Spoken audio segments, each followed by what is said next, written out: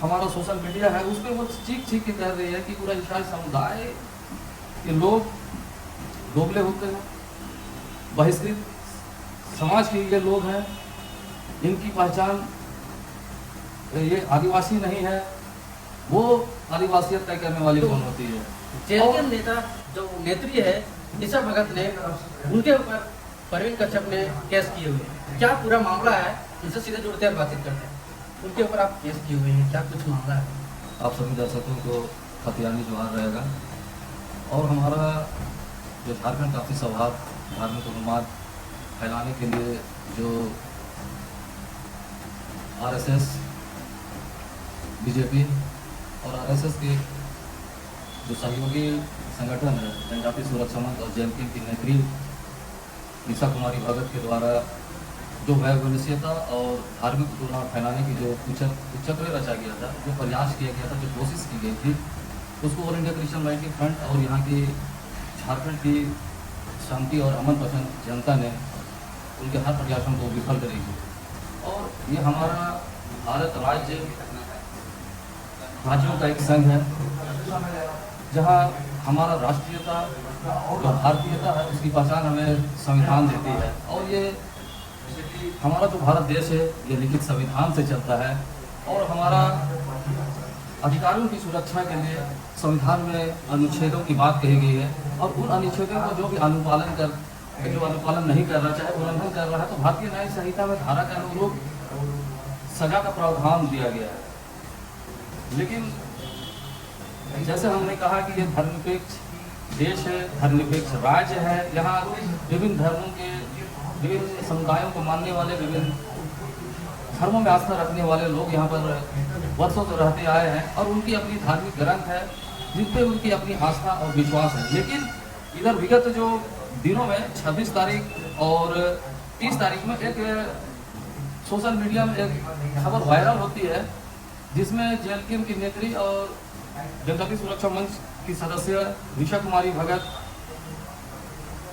झूठी बातों को भ्रामक जानकारी देते हुए, जहर उगलते हुए पूरे ईसाई समुदाय को असंवैधानिक भाषा का प्रयोग करते हुए उसमें दिखाया गया। और कैमरा रिकॉर्ड है, इन बातों का गवाह हमारा सोशल मीडिया है, उस पर वो चीख के कह रही है कि पूरा ईसाई समुदाय के लोग दोगले होते हैं, बहिष्कृत समाज के ये लोग हैं, इनकी पहचान ये आदिवासी नहीं है, वो आदिवासियत तय करने वाली कौन होती है।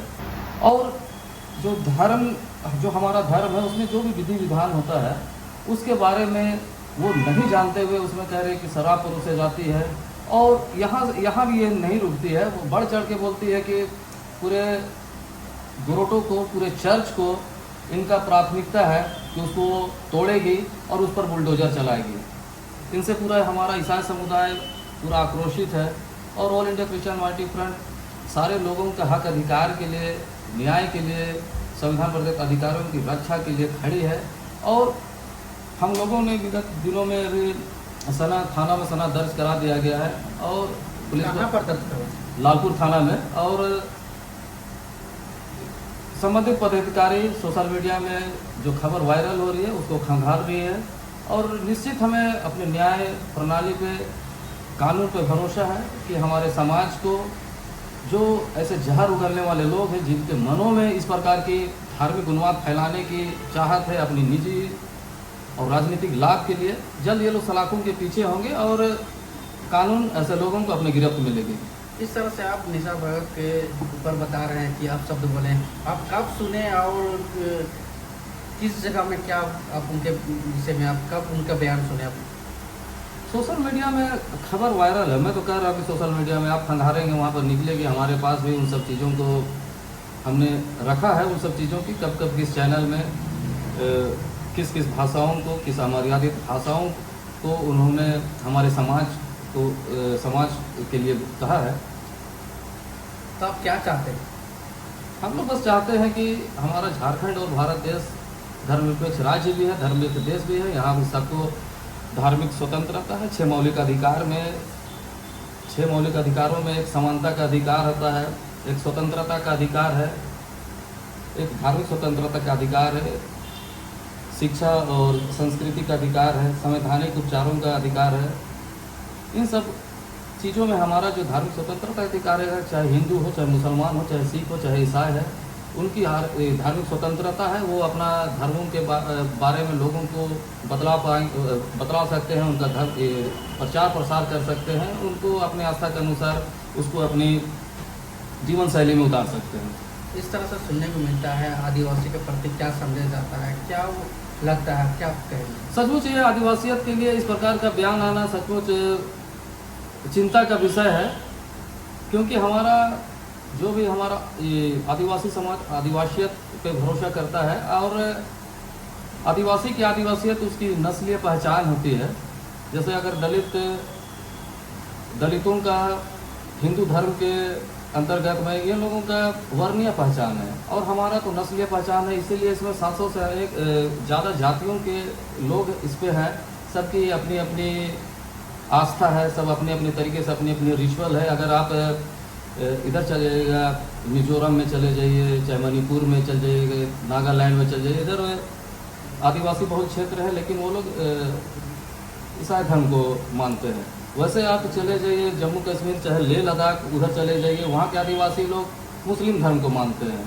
और जैसे इधर छत्तीसगढ़ आप चले जाइए, आंध्र प्रदेश चले जाइए, मध्य प्रदेश चले जाइए, यानी भील गोंडी लोग हैं, आदिवासी हैं, कोई हिंदू धर्म को मानते हैं। तो आप कैसे कह सकते हैं कि फलना आदिवासी इस रीति रिवाज को मान रहा है तो वही क्रिश्चियन है, फलना अगर नहीं मान रहा है तो वो आदिवासी नहीं है? आप तय करने वाले कोई नहीं है। हमारा संवैधानिक संस्थाएं हैं, सर्वोच्च संस्था है सर्वोच्च न्यायालय, और उस जो राष्ट्रपति है वो निर्देश जब तक नहीं देगी, उनके हाथों पे इन सब चीज़ों का किनको किन जाति से बाहर निकालना है, किसको इस जाति पे लाना है।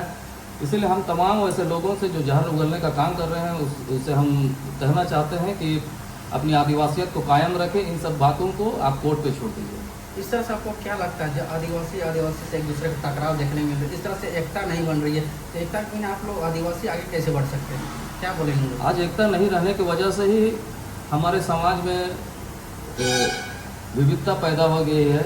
हम एक मंच पे साथ नहीं आ सकते हैं, एक मत में आ नहीं सकते हैं, हमारा विचार अलग अलग है। उसका खामियाजा संविधान प्रदत्त हमारे सारे अधिकारों को हम लेने नहीं पा रहे हैं। आज हम 5वीं अनुसूचित क्षेत्र में अपनी स्थानीय नीति को हम लोग नहीं बना पाए हैं, नियोजन नीति नहीं बन पाई है, उद्योग नीति नहीं बन पाई है, अच्छी शिक्षा नीति नहीं हम लोग बना पाए हैं। इन्हीं एकजुटता की कमी के कारण मैं चाहता हूं कि तमाम हमारे झारखंडी आवाम के लोग अपनी झारखंडियत के लिए आगे आएँ। इन सब मुद्दों पे आप लड़िए, ना कि धर्म के लिए। धर्म एक अलग मसला है, वो आप अपने घरों पे, अपने घरों के चारदीवारी के अंदर में अपनी आस्था को रखिए। जब आप रोड पे निकलते हैं तो एक भारतीय होने के नाते एक भारतीयता की तरह रास्ता पे निकलिए। अपनी ओर से एक छोटा सा संदेश दे दीजिए लोगों को।